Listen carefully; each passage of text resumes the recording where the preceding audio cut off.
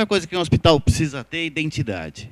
Se o hospital não tiver o seu quadrinho atrás do seu diretor dizendo que é a identidade dele, ele não existe. Ah, mas para que serve isto? Para ele ter nome. Assim, a primeira coisa que a gente estabelece é uma cadeia de valor dentro de uma instituição. Se eu estou agregando valor, eu tenho que agregar valor ao alguém. E o alguém que eu estou agregando valor é o meu cliente. O Hospital São Paulo, quando a gente olha o cliente dele, ele é um hospital de ensino e ele tem mais do que só o paciente. Aquelas bandeirinhas que o professor Zé Roberto levantou no final da apresentação dele, que são as forças que atuam frente ao Hospital São Paulo, elas também se configuram como cliente da sua cadeia de valor. Então, os residentes, eles são clientes, os alunos são clientes, as fontes pagadoras, elas estão naquele meio entre parceiro e cliente, e a universidade também. O hospital precisa ter a sua missão definida, para ele saber como ele vai atuar frente a esses clientes, precisa ter um local onde que ele quer chegar e os seus valores bem estabelecidos. Depois disso, ele precisa ter uma regra de jogo. Assim, a gente precisa ter um planejamento. O planejamento nós fazemos no Hospital São Paulo, normalmente a cada 5 anos, a gente revisa o nosso planejamento. Este ano a gente revisitou aquilo que a gente tinha estabelecido em 2010, e a gente faz isto a partir de uma metodologia que é o BSC, o Balance Scorecard, que foi criada por Kaplan e Norton. Ele tem uma fala inicial, a primeira frase do livro dele: aquilo que eu não meço, eu não gerencio. Então, todo o que ele traz são...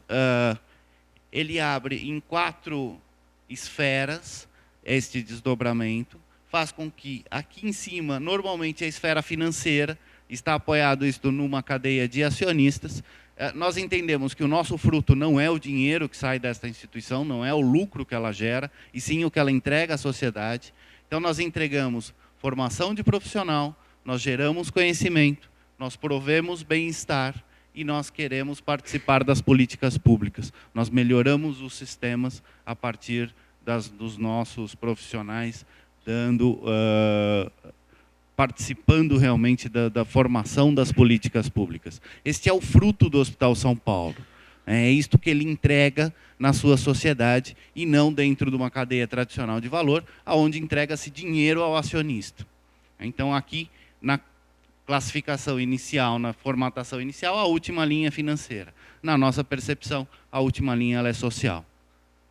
Aqui vão todas as ações que a gente precisa fazer, aqui são os objetivos, e daqui para cima são desdobramentos desse objetivo. Esse planejamento ele é desenhado dentro da esfera de decisão da instituição, ouvidos os participantes e toda a área gerencial, e depois ele é desdobrado por gerência. Por liderança dentro da instituição, é feito um desdobramento onde tem as ações para a gente garantir que isto seja cumprido. Uma das grandes ganhos que este modelo trouxe foi realmente conseguir traduzir a estratégia à ação. Quando antes você tinha macro diretrizes e ações que teriam que acontecer, era muito o que o Kaplan e Norton, quando eles desenharam, eles estudaram essa situação, é que a grande maioria das instituições não conseguiam atingir efetivamente a sua operação a partir do seu mapa estratégico.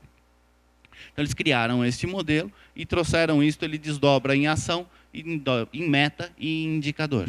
E isto vai acontecer na área e na direção ele fica como macro indicadores. Quando iniciei a minha carreira dentro da gestão hospitalar, eu entrei dentro do hospital, eu sou matemático de formação, como na apresentação, e eu entrei no hospital para fazer estatística hospitalar. Eu fui contratado para trabalhar no SAMI, era o estatístico do hospital, e depois eu fui gostando da área gerencial e fui me capacitar dentro dela. Uma das formações que eu fiz foi na GV, e neste curso da GV, o Raino foi um dos meus professores, que é o fundador do CQH, Programa de Qualidade Hospitalar. E uma das coisas que me marcou muito foi: o hospital tem que ter linhas claras de liderança. E aí, na rodada da sala, o que era a linha clara de liderança? Você precisa agir sempre da mesma forma, você precisa ser bonzinho, precisa ser bravo, precisa... Sei lá. Nada disso é linha clara de liderança. O que vocês estão dizendo são modelos de liderança. Linha clara de liderança é você ter um organograma que seja bem definido, onde as pessoas saibam onde elas estão dentro da instituição, a quem elas se reportam e o que elas têm que fazer. Isto é você ter linha clara de liderança. Eu fui convidado para ser diretor administrativo do Hospital São Paulo em novembro de 2009. E a minha primeira tarefa que eu entendi era criar um organograma dentro da instituição que representasse o que era o processo da instituição, né, e que as pessoas conseguissem se enxergar. Vocês ainda não eram alunos, mas a instituição viveu em 2008 uma situação bastante complicada com a saída do reitor, e isto afetou também o Hospital São Paulo, e o Hospital São Paulo viveu quase 1 ano e meio, né, professor? Apenas com o professor José Roberto na direção da instituição. Não tinha mais diretoria clínica, não tinha mais diretoria técnica, não tinha conselho gestor, não tinha diretoria administrativa. Então, naquele momento, a instituição estava estagnada e precisava de uma linha, e precisava que as pessoas tivessem clareza. E aí se criou o organograma, esse organograma já existia, o que a gente fez foi alterar este cacho.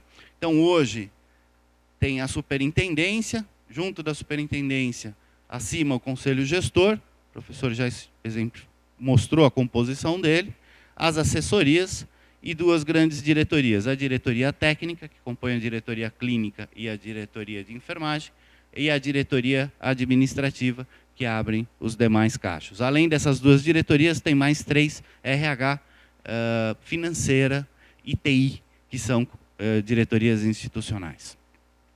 Então, a gente montou um platô estratégico, um executivo e um operacional, e dentro desse platô executivo, né, nós abrimos 3 gerências executivas. Entendo que dentro da estrutura administrativa, como ela está composta, tem 3 grandes processos: infraestrutura, logística e hospitalidade. Então, estas são as 3 grandes gerências executivas, eu vou discorrer em cima de cada uma delas.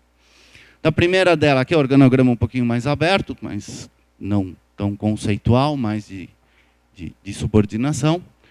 Vou olhar um pouco a cadeia de logística. A cadeia de logística, se a gente olhar compras, ficou fora da cadeia de logística por uma situação de segurança institucional. Como o processo ele está aqui dentro, mas você ter em uma única pessoa o poder de fazer a aquisição frente ao mercado, armazenar, distribuir isto, como segurança não é desejável.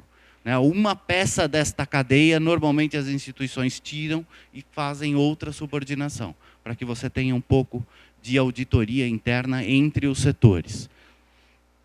Então, dentro desta cadeia, esta cadeia é muito simples. Eu tenho que fazer 3 coisas. Eu tenho que comprar, botar as coisas no estoque do hospital, eu produzo algumas coisas, o exemplo clássico é a nutrição, eu compro feijão, entrego arroz, feijão, carne e batata, e eu tenho que entregar. Basicamente é isso, é muito simples. E é onde os problemas começam a acontecer. Isso é muito simples, mas isso acontece um monte de vezes por dia para um monte de gente. Então, assim, de fornecedores, o Hospital São Paulo hoje tem 200 fornecedores ativos. São feitas 1.631 entregas. Nós temos 6.672 itens cadastrados dentro do nosso banco de dados. E nós fazemos 5.600.000 dispensações por mês, para 700 clientes, todo dia. Então, esses 700 clientes, pelo menos 600 são pacientes, e todo santo dia sai a prescrição que vocês estão fazendo lá no andar, e ela precisa chegar de alguma forma. Então, são 600 prescrições por dia, sem as suas alterações. No hospital de ensino, ela é muito presente, a alteração, e isto precisa chegar na unidade. Para fazer isto, não dá para fazer isto com a ficha de prateleira que tinha em 1900 e bolinha. Isso precisa ser feito com bons sistemas e com processos bem desenhados. E você precisa ter dentro desta lógica, você precisa saber o que você olha com cuidado e o que você dispensa e deixa dentro da gaveta ou dentro do barril de rebites da Embraer. Como é que você repõe o barril de rebites da Embraer? Tem 2 riscos. Na hora que chegou no segundo risco, você vai lá e enche de novo. Como é que você repõe a gaveta da seringa? Tem lá um número X que a unidade definiu, e aí você vai lá e repõe esse número. Agora, como é que você distribui antibiótico? É outra lógica. Então, todos os medicamentos e materiais, eles são classificados em duas vertentes. A primeira dela é financeira, onde eu classifico na curva ABC. Na minha curva A, eu tenho 20% dos meus itens, representa 80% do meu gasto. É esse medicamento que eu vou fazer o controle muito de perto. O gasto, o custo que eu estou avaliando aqui, não é o custo unitário do item, é o custo unitário vezes a sua utilização. Chama nível de utilização. Então eu vou partir do nível de utilização. E o que nós fazemos hoje? Material em prateleira é algo caro, é dinheiro parado dentro do hospital. Então nós estabelecemos que todo medicamento que é de curva A, ele terá entre 7 e 10 dias. E o que vai definir isso? É a criticidade do seu item. O item menos crítico que tem a classificação X, eu vou manter menos estoque. E o item mais crítico, eu vou manter mais estoque. Isto faz com que hoje o Hospital São Paulo consiga fazer um giro de estoque em torno de 1,3. Então eu tenho, mais ou menos, na minha prateleira, 5 milhões e eu entrego 7 milhões por mês. Este é o valor. Os principais itens de curva A são antibióticos e quimioterápicos. Mas, muito surpreendentemente, a luva está lá no meio. Porque ela tem um valor unitário muito baixo, mas uma utilização gigantesca e uma dificuldade de controle também muito grande.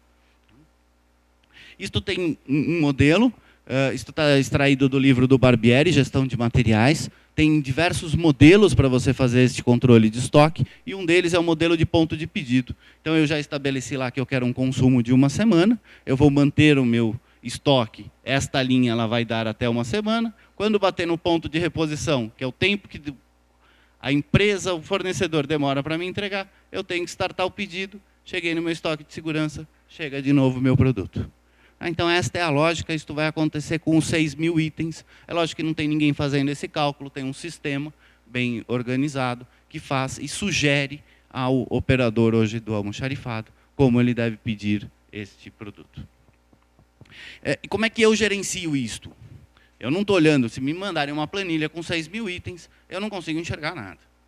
Então, o que nós desenvolvemos foi um modelo onde ele me traz minha principal unidade de gasto, que é meu paciente dia, que é esta linha vermelha. Isso é um gráfico de número índice, porque eu estou comparando grandezas diferentes. Eu estou comparando 15 mil, que é o número de pacientes dia, um paciente dia é uma diária hospitalar, e eu estou comparando 7 milhões, que é aquilo que eu gasto de material. Em algum momento da história, eu considero que todo mundo vale 1, e eu estou olhando as variações. Então, o primeiro momento que eu olho é a minha curva de paciente-dia. Eu tenho aqui, esses intervalos são anos. Tá? Então, se a gente olhar o Hospital São Paulo, se a gente pegar aqui é março, aqui é março, aqui é março, aqui furou. Então, nesse histórico de 5 anos, a minha curva ela é muito parecida. O hospital ele é previsível. Um paciente é absolutamente diferente de outro. Um lote de 2.000 é exatamente igual a outro lote de 2.000. Então, isso me dá poder de previsibilidade. Então, eu olho aqui a minha curva da minha unidade de gasto, que é o paciente dia. A minha linha pontilhada é o consumo e a minha linha contínua é a entrada de estoque em dinheiro. Consumo, dinheiro, entrada em estoque de dinheiro.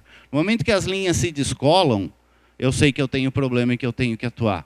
No momento que as linhas elas são iguais e estão distantes, que é exatamente o que a gente está vivendo hoje, eu sei que eu estou consumindo o meu estoque. Eu estou com o consumo aqui em cima, meu paciente de igual e a minha entrada de produto aqui embaixo. Isto tem uma explicação que é falta de recurso. Então, isto é o meu gráfico. É esse que chega para a diretoria do hospital. No momento que eu olho isto, eu sei que algo está com problema. E aí eu vou ter que descer para tentar enxergar onde está o problema. Então, o gestor ele não tem condição de olhar 150 indicadores, 200 indicadores. Ele precisa olhar 10, 15 indicadores. E é isto que vai para o meu mapa estratégico. Dentro da área de infraestrutura. Então, a área de infraestrutura, a responsabilidade dela é manter todo o parque tecnológico e o parque de edificações de dentro da instituição. Então, só como exemplo, aqueles 70 mil metros quadrados que o hospital que o professor José citou, são equivalentes a 17 campos de futebol. Só de telhado tem 25 mil metros quadrados. que seriam 500 casas populares.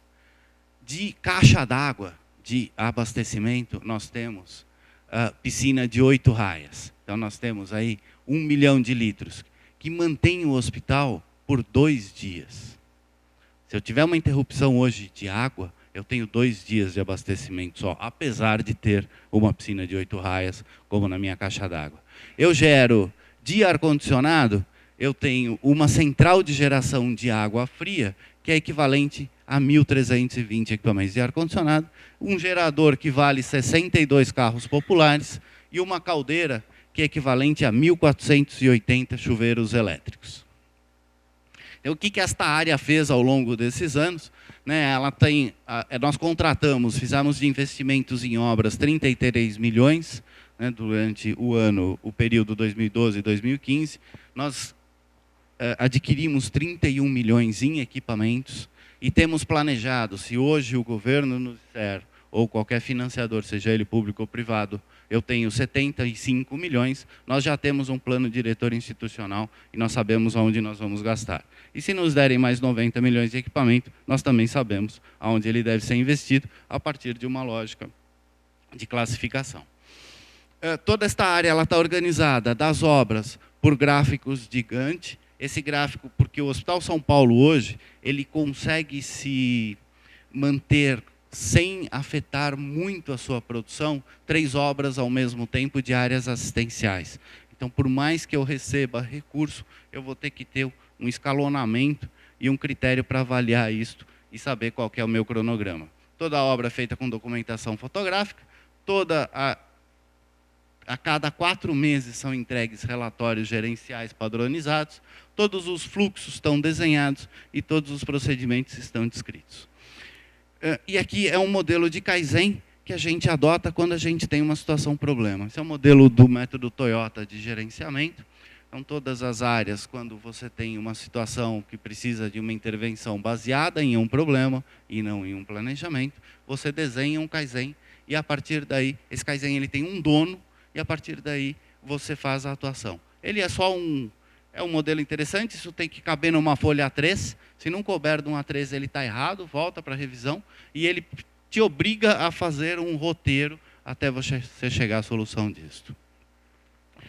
Dentro da última gerência, que é a gerência executiva, gerência de hospitalidade, primeiro precisa trazer definição, porque a gente nunca entende muito o que é uma hospitalidade ou não. O Einstein ele foi muito feliz quando ele descreveu, pelo seu manual, gerência de hospitalidade, basicamente, assim, todo o atendimento que é feito dentro da instituição não assistencial compete à hospitalidade. Todo paciente, antes de chegar na consulta, ele passou por uma atendente para fazer uma ficha, está na hospitalidade. Toda a parte de nutrição está na hospitalidade, a parte de estrutura está na hospitalidade. E uma visão interessante que o Marcelo Boeger trouxe também, que a gente já atuava, eu vou correr um pouquinho nela, é o organograma da instituição, ele é vertical. E os processos da instituição são horizontais. Então, o que é isto? Eu olho a instituição ambulatório, unidade de internação, SADT, e meu paciente entra pelo ambulatório, faz exames, interna, vai para o centro cirúrgico, sai de alta e volta para o ambulatório. E aí ele descreveu aqui o organograma, então eu não posso olhar a instituição de forma de caixinha dentro da hotelaria. Eu tenho que olhar isto como uma linha de cuidado. Foi esse o nome que nós demos aqui, dentro da gerência, onde eu vou apoiar. Então, a nossa hotelaria ela está apoiada na gerência de linha de cuidado. Nós estamos com este projeto há pelo menos uns 3 anos, e eu confesso que nós estamos engatinhando dentro desse processo. E o que é estabelecer a linha de cuidado dentro da hotelaria? A gente enxerga que dentro de um processo assistencial tem todas aquelas etapas que eu descrevi. Em algum momento da minha instituição eu posso ter um gargalo.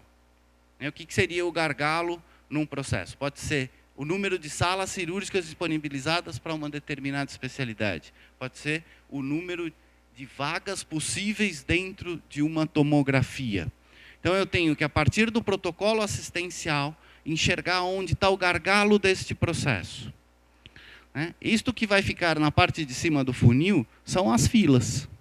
A fila que o professor Vecina citou, ela está na parte de cima. Sempre vai existir alguma fila, mas a nossa meta dentro da instituição é tentar trazer esta fila ao menor número possível para eu poder dar fluxo assistencial. Senão eu não consigo fazer, eu gero situações muito difíceis. Não obrigatoriamente eu preciso ter um movimento de funil, eu posso ter um movimento onde eu tenha um gargalo no meio do processo e depois ele abra novamente. E aí eu tenho duas possibilidades. Eu posso pegar a minha saída e alinhar a partir da minha saída, se eu tiver condição de expandir aquele meu gargalo e trazer isso para a minha entrada, ou eu posso fazer o movimento inverso. Eu pego a partir do meu gargalo e é ele que vai definir a entrada dentro da minha instituição. Com isso eu consigo minimizar a fila. E para eu enxergar isto, só tem uma forma. Se eu enxergar também, e se eu fizer a administração também na horizontal e não na vertical. Isto nós já estamos fazendo nas áreas que são as áreas aqui. Tem 4 blocos de linha de cuidado. Uma cirúrgica, uma clínica, uma pediátrica e uma materno-infantil.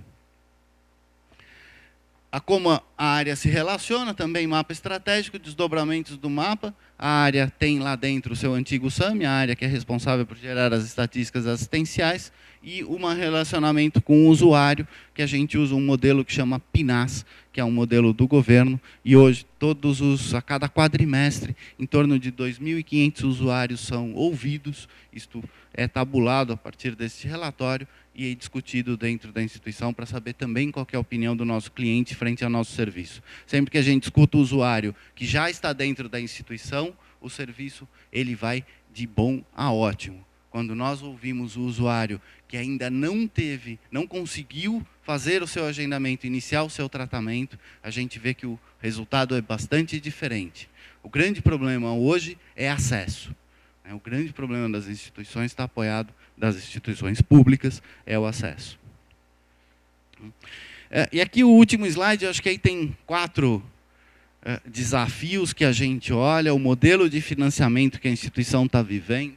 Quando eu comecei a apresentação, minha apresentação ela estava toda apoiada neste slide. Achei que tinha um pouquinho de expectativa operacional, e aí coloquei aquele anterior. Então, o primeiro delas são as forças que atuam dentro de um hospital de ensino. O hospital de ensino ele tem uma característica completamente diferente de um hospital que é privado lucrativo, um pouco diferente de um hospital privado sem fins lucrativos, que é de ensino, e quando a gente olha o Hospital São Paulo, a gente tem forças e assim, a atividade fim do Hospital São Paulo, que são as especialidades, são coordenadas pelos departamentos. Então, a primeira força, a atividade fim da instituição, está na mão de uma outra instituição. Depois, a gente tem todo o programa de residência médica. O maior programa de residência médica desse país está dentro do Hospital São Paulo. São 1.300 residentes médicos. Principalmente os da área cirúrgica, nós estamos reformando o centro cirúrgico e reduzimos a sua capacidade em 30% para montar uma sala híbrida. Aquele aluno que tem 2 anos da residência médica de cirurgia geral, ele vai perder 1 ano, 30% da sua capacidade de produção. São forças grandes, assim, são grandes movimentos, geraram greve no ano passado. Então, isto, quando a gente está na diretoria executiva, a gente precisa olhar para além da assistência ao paciente para todas essas frentes também. Outro problema aí que nós vivemos é a capacidade de financiamento é menor do que a capacidade instalada. Normalmente os hospitais privados buscam ter a plenitude da sua capacidade instalada. Aqui, nós não temos condição de financiar a capacidade instalada. Quando nós desenhamos um orçamento base zero, um orçamento dizendo que esse hospital é novo, acabou de ser construído, quanto ele precisa para funcionar? Eu hoje tenho 60% do que eu poderia, do que eu gostaria ou do que seria o valor correto para o hospital funcionar na sua plenitude. Um exemplo, nós temos 4 equipamentos de hemodinâmica. Eu tenho condição de abastecer e dar insumo em uma quantidade financeira que um único equipamento comportaria. Terceiro item de reflexão, o modelo de remuneração fixo. Acho que isso vocês podem explorar bastante com o professor Arthur Chioro, ele vai ser um dos palestrantes. Ele fez a tese de doutorado dele em cima do modelo de orçamentação dos hospitais de ensino. O modelo de orçamentação ele nasce em 2004, quando se tem a nova portaria da certificação dos hospitais de ensino. E o que ele me traz é assim, hoje eu recebo um valor fixo para a minha produção. Eu recebo um valor fechado. Se eu fizer a menos do que a minha produção, eu vou receber o mesmo valor. Se eu fizer a mais, também. E qual que é o grande problema desta situação? Quando ela nasceu, ela estava bem dimensionada. A gente está falando 2004. Ela foi revalidada em 2008. Não existe nenhum mecanismo de atualização desse valor, mecanismo financeiro. Então, não existe nenhum índice. De 2008 a 2016, este valor não sofreu nenhum reajuste. Acho que isto é negociação. Agora, o grande problema, ela não beneficia a eficiência. Eu recebo 10 milhões para atender 3 mil internações. Fala, olha, nós vamos deixar de fazer um procedimento de internação, que é uma cirurgia aberta, para uma determinada artéria, e eu vou fazer um procedimento que custa um pouco mais barato, só que em vez do paciente ficar 15 dias internado, ele vai ficar 3 dias internado. Então eu consigo atender 10 pacientes no lugar de 2. Só que ele vai custar a mesma coisa por paciente. Então eu não tenho dinheiro para custear a minha eficiência. Na verdade, se eu for mais eficiente hoje, eu tenho que diminuir o tamanho da minha instituição para ter o ganho da eficiência.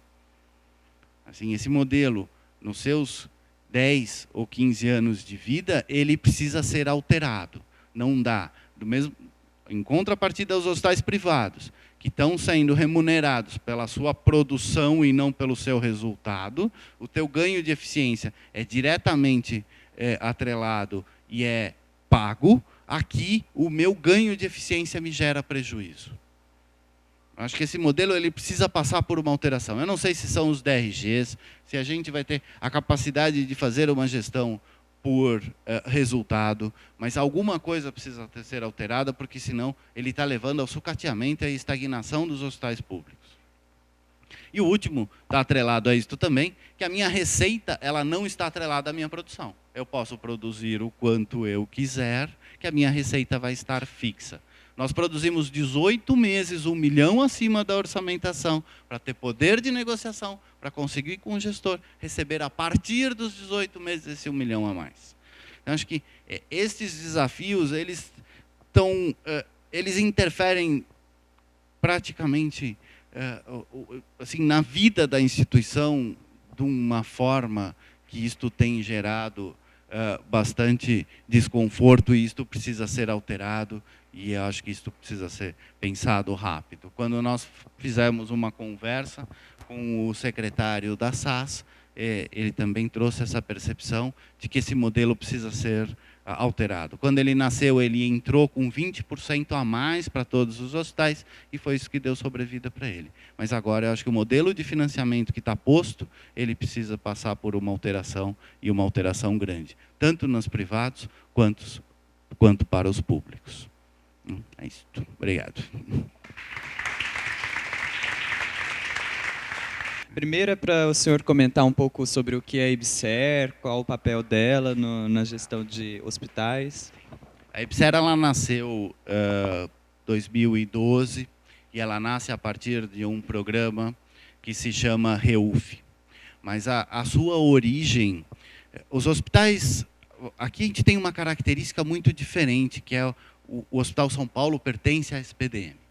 Os hospitais federais, de uma maneira geral, pelo país afora, eles são hospitais autárquicos, a seu patrimônio autárquico, e atrelado a eles tem a fundação de apoio, como é a nossa FAP.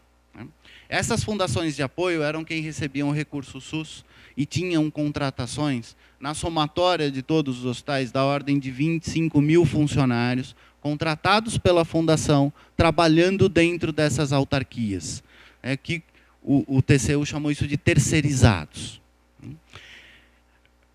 Tinha um compromisso do governo em resolver o problema dos terceirizados. E a IBSER vem para resolver esta situação.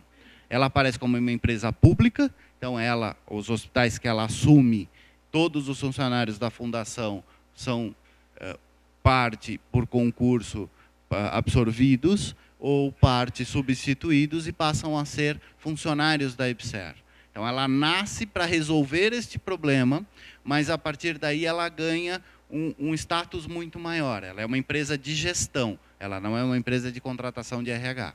Então, ela assume os hospitais que são autárquicos, a IBSER assume esse hospital e passa a ter a gestão deste hospital. Então, hoje, dos 50 hospitais federais, 40, eu acredito que já assinaram, né, professor? O professor tem um dado, em torno de 40 hospitais já assinaram com a IBSER, então já são de patrimônio da empresa brasileira de serviços hospitalares. O Rio de Janeiro foi o único estado, a única universidade federal que se posicionou contra a IBSER por motivos políticos, e tem 3 hospitais federais que estão fora por questões jurídicas. Nós, por a SPDM ser a proprietária, o HCPA, o Hospital de Clínicas de Porto Alegre, que é um hospital que já é uma empresa pública, foi o modelo que eles replicaram para os demais, e o Uberlândia, que tem uma situação parecida com a do Hospital São Paulo. A próxima é bem rápido, é se o Hospital São Paulo disponibiliza publicamente a prestação de contas. O Hospital São Paulo ele possui 2 CNPJs. Ele tem um CNPJ que é privado, que é o da SPDM, e ele tem um CNPJ que é o autárquico, que é da unidade gestora do HU. O CNPJ privado, ele é divulgado o balanço agora, no mês final de abril, acho que comecinho de maio, vai ter o próximo passo é a Assembleia dos Sócios, e depois a divulgação do balanço da SPDM, por ela ser uma filantrópica, ela é obrigada a fazer isso, e todo o dado, toda a gestão financeira que acontece dentro da unidade gestora, ela está no portal Transparência e também publicada no site da Unifesp. A próxima é o que o senhor acha sobre a questão do PS ter porta aberta e porta fechada? Isto é uma a discussão grande que nós temos. Primeiro, ter a sensação de que um PS de porta fechada ele vai mudar o cenário que está lá, não é verdade. A gente não está falando em fechar serviço de pronto atendimento, e sim referenciar este serviço. Quando você referencia, ele aumenta a complexidade e ele não cai a demanda. O que a gente vai ter de alívio é aquela porta de baixo, para quem conhece bem o hospital, que é o pronto atendimento, e não o pronto-socorro. E o que nos afeta, que nos incomoda, é o pronto-socorro. E outra questão é uma questão financeira. O fato de termos uma porta aberta representa 15% a mais de receita dentro da instituição. Também a gente precisa olhar. Então, o modelo referenciado, ele funcionaria muito bem se estivessem equipamentos suficientes dentro da rede para aderir a esta demanda. A gente tem a conta da avaliação de risco. 60% do que chega na nossa porta é classificação verde ou azul, quer dizer, não deveria estar aqui, mas o nosso modelo ainda é hospitalocêntrico e as pessoas buscam o atendimento a partir do pronto-socorro pela sua resolutividade. Você vai no posto de saúde, você vai lá, passa em consulta e ela pede um exame de raio-x e um hemograma. Aí depois você vai, daqui de uma semana você agenda, depois de outra semana você teve o resultado em mãos e depois você voltou no médico para ele olhar. Você senta no pronto-socorro do Hospital São Paulo, em 4 horas você já fez tudo isso, ou em 6 ou em 10. O que a população não percebe é que o modelo queixa-conduta adotado no pronto-socorro é diferente do modelo tratamento adotado na atenção básica. Isto não foi traduzido, não se conseguiu ainda chegar, porque as pessoas têm dor, ela vem, a dor se resolve, então está ótimo. E é isto que é o grande nó. Agora, como gestão, do ponto de vista assim, de organização, é lógico que uma porta fechada traz previsibilidade para a instituição. Agora, não vai diminuir custo e não vai mudar muito esta demanda que está à nossa porta. Não tem uma situação fechada do hospital, o hospital é de porta aberta e se orgulha por ser. E isto também traz um monte de problema para nós. E a última pergunta é se o senhor acredita que a verticalização do Hospital São Paulo, substituindo casinhas por prédios, pouparia recursos de forma significativa e se é possível na atual conjuntura econômica.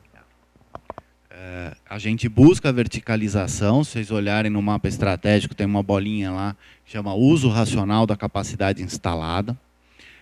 E uma parte disto é realmente verticalizar. É muito caro eu manter. Hoje nós temos em torno de 120 endereços assistenciais, que são essas casas, que foi a forma como o hospital conseguiu crescer em algum momento da história. Isto traz custo, e além de custo, ele traz a dispersão que dificulta o controle dessas áreas. Do ponto de vista econômico, está bastante próximo à primeira grande verticalização, aquele edifício na rua Botucatu, né, aquele edifício vermelho, que hoje funciona o ambulatório de oftalmologia. Perspectiva é que até o meio do ano que vem ele esteja pronto e em condição de uso, e lá vai ser a primeira grande verticalização. A nossa ideia é levar hoje todo o ambulatório adulto, pelo menos 60%, 70% do ambulatório adulto fique naquele prédio.